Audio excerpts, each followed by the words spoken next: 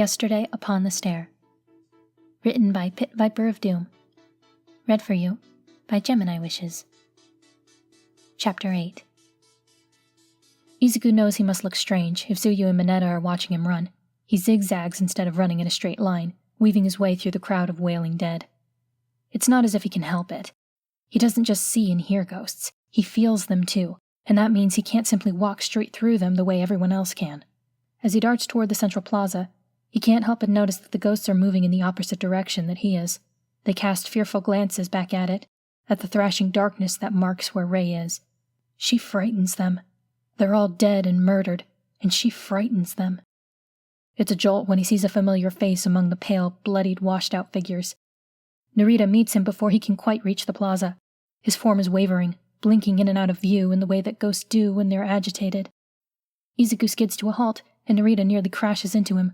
Cold, dead hands grip his shoulders, chilling him through the fabric of his gym uniform. "Make her stop!" Blood runs freely down his face, pouring from the wound in his head. Even without visible eyes, he looks desperate. "Please, Midoriya, you've got to make her stop. I can't reach her and she's so angry." Rei's screaming leaps in pitch, and he flinches as if it's a physical blow. "And it's hurting him." "What?" Izuku's breath catches in his chest.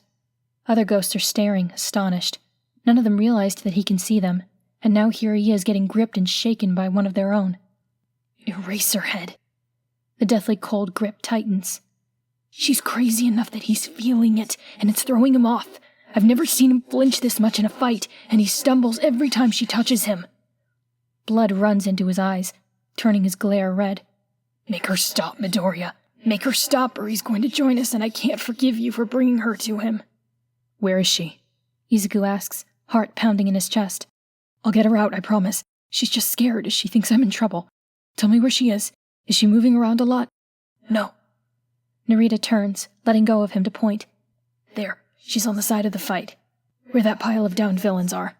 She's been tearing at them this whole time. She only moves if the fight gets close enough. I don't think she even knows what she's doing at this point." Izuku squints, but he can't see her. "Where the darkness is thickest," Narita says. "That's where she'll be." And Izuku sees it. He doesn't see Rei, but he does see what Narita is saying. Luck is with him. The epicenter of Rei's black hole isn't in the thick of the fighting. It's going to be dangerous, and it's going to be stupid, and two of his fingers are limp and useless. But if he skirts around the battle and doesn't screw up, he can do it. He can reach her. "No, what are you crazy?" Another ghost, a middle-aged man with his head hanging at an odd angle. "Don't send him in there." He turns to Izuku. "Haven't you been paying attention? They'll kill you." "Shut up," Narita snaps. "He's the only one that can get that poltergeist out of here." "I won't die," Izuku whispers, half to himself. He can't stand here much longer. He's out in the open, and if he lingers, then some villain is bound to take advantage of an easy target. "I can do this. I won't die. I won't die." "Who are you talking to?" Izuku jumps, whipping around to see Tsuyu standing behind him. Mineta is nowhere to be seen. "Where's—" "He ran toward the entrance," she says. "It's for the best. He can't run as fast on his own, and if I'm going to follow you, I can't have him hanging off of me." She turns her head, scanning the scene beyond him. "I don't even know what you're trying to do, Midoriya," she says. "But if we stay out here much longer, they'll see us." "I told you not to follow me," he almost hisses. It isn't just nobility driving him to say this, though his main fear is that he'll lead her into injury and mortal danger. But a smaller fear is that she'll see him talk to ghosts, or otherwise act in ways that he won't be able to explain. "Well, I didn't listen," she says. "So what's the plan?" "I'm not going to get in Aizawa's way," Izuku says. "I'm just going to see if there's anything I can do to lighten his load." It's not a lie, what he tells her. That is very much what he's going to do. "Listen, I'm aiming for the other side of the plaza. There's some serious stuff going on at that entrance still, so we can't go that way. But if we find a quieter place to catch our breath, then so much the better, right?" "Are you trying to help Aizawa-sensei, or just get somewhere safe?" Tsuyu asks. "Both. If you have to follow me, then meet me there, okay?" He doesn't wait for an answer. If she's determined to follow him, then there's no way he can convince her not to. Izuku turns wide, gives Aizawa's battle a generous berth, and runs like he has never run before. More than anything, he wants to call out to Rei, to let her know as soon as possible that he's alive and almost unhurt. But if he does, then the villains will hear him, and he won't be alive for very long after that. Something is very, very wrong. Aizawa Shota has been acutely aware of this ever since the damned warping villains scattered his students across the USJ facility. Instincts scream at him to help them, to gather them up and get them to safety, but he cannot follow those feelings even though he wants to. He's surrounded, hemmed in, and outnumbered. All he's capable of right now is subduing as many villains as possible and keeping the bulk of the fighting and the strongest members of their forces here in the plaza, instead of running off into the facility to go after the students. His students. At first, he had mistaken it for simple alarm, the natural dread that he should feel when seeing the children under his charge in danger. But even now, as the battle goes on and adrenaline rushes through his veins, the fear does not fade as it normally does, as it always does. If anything, it escalates with every passing minute. The feeling chokes him, squeezing the very heart in his chest until he's sure his pulse will stop altogether. His reaction time suffers for it. He has narrowly missed death more individual times in this single fight than he has in his past year of hero work. And every now and then, chills grip him, the feeling of someone walking over his grave. If they are sudden enough, then they force him to blink, and his quirk erasing hold fails on whatever villain he looks at. He's disoriented, bleeding, and unable to breathe properly. He leaps back and takes a deep breath to try and calm himself and get his rampaging terror under control. The breath makes noises, a quiet inward wheeze as he forces air into his lungs. This isn't right. No, this isn't right, he realizes. This fear isn't natural. It doesn't feel the way he knows his fear ought to feel. It feels more like someone has plunged deep into his brain, shredded apart consciousness and subconscious, and slammed their fist down on the button marked terror. An emotion-enhancing quirk? He's heard of those. They tend to go hand in hand with standard empathy. He twitches his gaze from one villain to another, trying to find who is responsible, but the gut-churning terror that grips him refuses to fade. He looks to the ringleader, the pale one in black, whose face is masked by a severed hand. That one has yet to reveal his quirk. Perhaps it's him? No. But who else could it be? Is there another villain on the sidelines, sabotaging him from a safe distance? He looks. He does not find a villain, but he catches a glimpse of movement. Quick, almost unnoticeable movement. The fear within him wrenches at his insides. That's Midoriya Izuku, the boy he almost failed on the first day, skirting the edge of the fight like a fool. What does he think he's doing? Shota makes sure to keep his face turned away from Midoriya as he fights. If the boy is going to be an idiot, then Shota can't afford to give away his presence by looking at him. He tracks Midoriya's progress from the corner of his eye. To his credit, the boy is fast, and he's using what little cover there is to his advantage. If Shota weren't occupied by being hopelessly outnumbered and artificially scared out of his wits, he might even spare a moment for approval. He settles for relief. It cushions him against the fear, somewhat. Midoriya ducks out of his line of vision again, and Shota is too busy dodging a flurry of blows from another villain to keep watching. His scarf wraps around his attacker, and he flings the villain straight into the path of another in mid-pounce. With a meaty thud, they both go down, and Shota is reeling with terror again, and all at once the stranglehold around his heart falls away. Shota can breathe again, and does so with enough quiet desperation to leave him nearly gasping. Before he can stop himself, he looks back to find Midoriya not far off, running full pelt away from a group of unconscious villains left in a heap after Shota had subdued them, toward the beginning of the fight. He could kick himself in irritation. He hadn't thought to look for the culprit amongst the villains he'd already defeated. One of them must have recovered enough to sabotage him from the sidelines. A lot of them are still lying motionless on the ground, with Midoriya racing away, holding his arm out oddly. His student looks back and meets his eyes for only a moment. From the distance, and through his eye-concealing goggles, Shota catches the flash of desperate hope in his student's eyes. He's not sure what Midoriya has done. By the time the day is over, he won't have the chance to wonder, or to scold the boy for his recklessness. But at least, in this moment, he can spare a moment of gratitude before he turns back to the villains and finds the ringleader charging at him to attack for the first time. Izuku's heart is in his throat as he tears past the battlefield, plunging in and out of the blackness. He sees the darkest point just ahead, hovering in the midst of a heap of unconscious, motionless villains.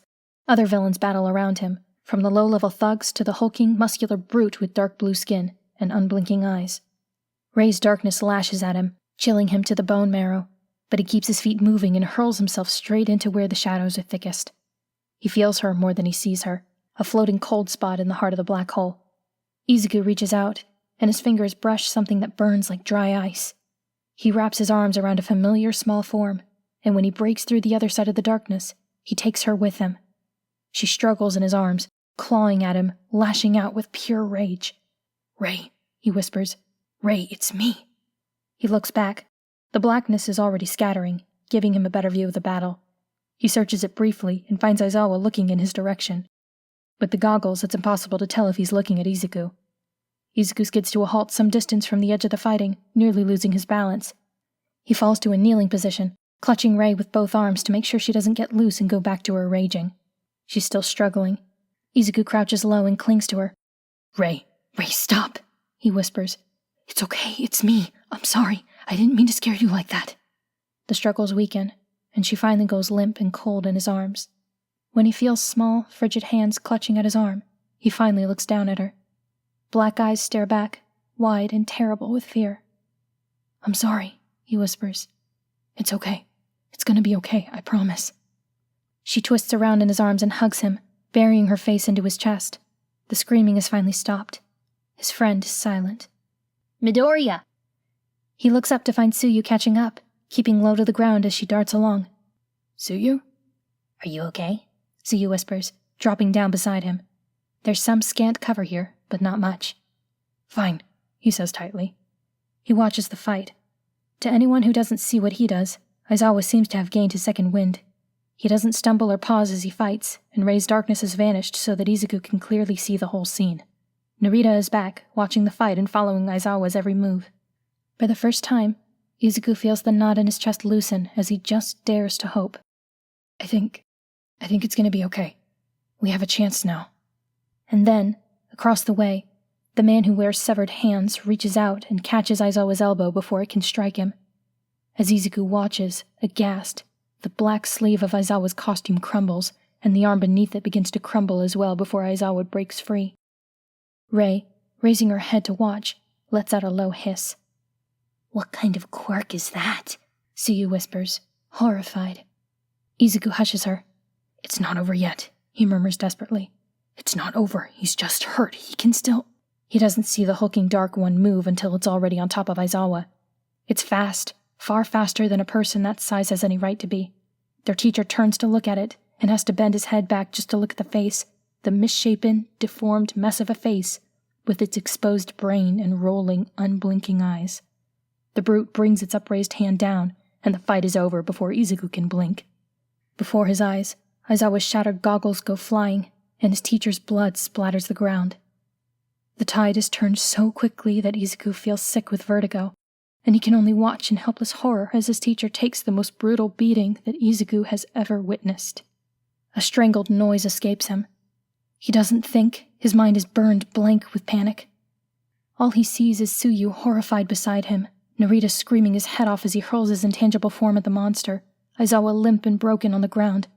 Aizawa pale and washed out and bloodied, standing before him with blank white eyes, just one more ghost for Izuku to talk to.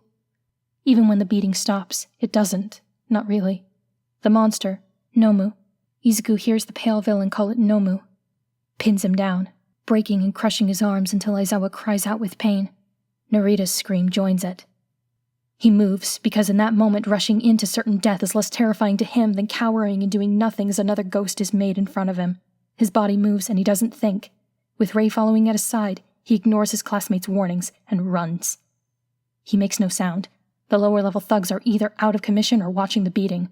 The Nomu is busy with Aizawa, and the pale villain's back is to him. Ray is with him, and she is eager. She wants to hurt them. She wants to terrify them. She wants to make them pay, and the power of her fervor gives him speed. Izuku's hand curls into a fist, and he calls on One for All as he lunges at the pale villain's unprotected back. "Sorry, Aizawa-sensei," he thinks. "It looks like I'm gonna have to cripple myself this time." He doesn't want to watch Aizawa become a ghost. He doesn't want him to talk to Narita and Mrs. Kitayama yet. He wants Aizawa to make them wait longer, as long as possible. It can't be his time yet. It can't. He pulls his arm back, rippling with One for All. He may break his bones again, but if he can take out the leader in the process, then it will be worth it. At the last moment, the pale villain turns to face him, his eyes sparking with a wild, joyful light. At precisely the same moment, Tsuyu's tongue wraps around his chest, with a wet smack, and yanks him back out of the villain's reach, just as one of his pale, bloodless hands lashes out at him. Izuku loses his hold on One for All, and the sparking energy dissipates. Oh. The pale villain's voice trembles with glee. What's this? Did you want to join him? Rei shrieks, and her rage seeps into Izuku's skin. He forces himself blank, just to keep from spitting with fury. Tsuyu drags him further back, away from the man who wears severed hands. Her tongue releases him, and she dashes forward to catch his arm and drag him back with her full weight. Sorry, Midoriya, she murmurs, but if I let you get yourself killed, I couldn't forgive myself. Izuku clenches his teeth until his jaw creaks. He looks from the pale villain to where Narita huddles by Aizawa's prone form, and his eyes burn. You shouldn't have. Narita's blood-stained face turns to Izuku, and his jaws open wide to scream again. Run! This time it's Izuku who catches Tsuyu by the arm and drags her back until she starts running too. Narita's warning only offers them a split-second head start, and it's not enough. The pale villain is already upon them. A grating scream drives like nails into his skull as Rei throws herself between them. But the villain's hand plunges straight through her, and Izuku can barely get his arm up to shield himself from the villain's quirk. One of the villain's hands closes around his wrist. The other catches Tsuyu by the back of her neck. Rei howls, finger claws dragging at the villain's hidden face. Izuku stares, transfixed, and waits for the pain to come. It doesn't. They wait on bated breath, frozen with fear, the villain unreadable as he watches their skin fail to crumble and flake off like old paint. The villain seems to sigh. Damn, he says, and his grip loosens as he looks over his shoulder. Izuku follows his gaze, all the way back to where Aizawa lies broken on the ground, head raised, eyes glowing red and suffused with blood as he keeps them fixed on the pale villain. That's pretty cool, Eraserhead. The Nomu smashes Aizawa's head into the concrete with a sickening thud. Blood spreads across the ground, and Aizawa never makes a sound. The pale villain's grip is loosened, enough for them to break free before his quirk can reactivate. They only have a few seconds before he notices and attacks again, but for Izuku, those moments stretch to a miniature eternity. He doesn't look at Tsuyu, tense with fear beside him. He doesn't even look at the pale villain, dressed in black and draped in severed hands. He looks past him, to where his teacher lies still and silent on the ground. To where, slowly, a form flickers into view, transparent, weak, and wavering, like an image with bad reception, beside the body and the Nomu and the silent Narita. Aizawa stands next to his own body, pale, ragged, and blood-streaked, his form faded and transparent, but very much visible. A scream fills Izuku from toe to tip, threatening to rip itself free, but he keeps his mouth pressed shut, and instead it fills through his veins like pounding adrenaline. He tears his eyes from the apparition and turns them to the villain who caused it, and he has never, ever wished to make a ghost before, but in this moment he understands why some people do. Darkness gathers not far from where they stand, and Rei shrieks in fury as the warp villain appears in their midst. The pale villain straightens up at the sight of him. Kurogiri, he says, did you kill 13? The distance is not great enough to keep Izuku from hearing the villain's cold, rumbling voice. No, Shigaraki Tamura, he says. I put 13 out of commission, but one of the students escaped the facility. The glowing eyes narrow. Once he's out of range of our signal jammer, he'll soon be able to call the school for help. The hope rises in Izuku's chest, but he stamps on it viciously. No, he already made the mistake of getting hopeful before. He won't make it again. As he watches, the pale ringleader flies into a quiet rage, clawing at the sides of his neck where the disembodied hands don't cover. He mutters half to himself, snarling threats at his comrade, and Izuku can hear the way the villain's voice hitches and cracks. And then, as suddenly as it started, the tirade stops. Slowly, his hands sink to his sides, leaving angry red scratches on his own neck. It's no use, he says calmly, as if he wasn't ranting and spitting just seconds ago. We can't fight dozens of pros, so it's game over for now. Yes. His hands shake and flex at his sides. Let's go home. But first... He looks back at them, fingers curling as if he imagines wringing their necks, and Izuku feels his mingled terror and rage rising within him as he takes in the pale, bloodless villain. It fills him from his stomach to his heart to his lungs, drowning him. The villain steps up to him again, fingers twitching eagerly, and the thoughts flee from Izuku's head. And so, with no thoughts to distract him, It's the force of habit and pure instinct that makes him breathe in and out, again and again until the storm ebbs and flows away again. Slowly, as he watches the villain's hidden face, pale, washed out, not so different from a ghost, the flood drains away on its own and leaves a silent fog of blank numbness in its wake. Ray's distorted form writhes within his line of vision, as she snarls like a beast that's crawled from the depths of some dark pit. A stone's throw away, Narita stands with Aizawa's spirit, both of them faded and bloodied. As Izuku watches, Narita's pale hand, solid in his vision, reaches out to Aizawa's translucent figure, and passes through it in the same way the living pass through the dead, the same way Izuku cannot. What enters his mind then is not hope, but merely an idea, neither happy nor sad, that clears his head. What he sees of Aizawa is different from what he's seen of other ghosts. His ghost is nearly but not quite there. Perhaps that means he is nearly but not quite dead. All around the facility, the dead pass through.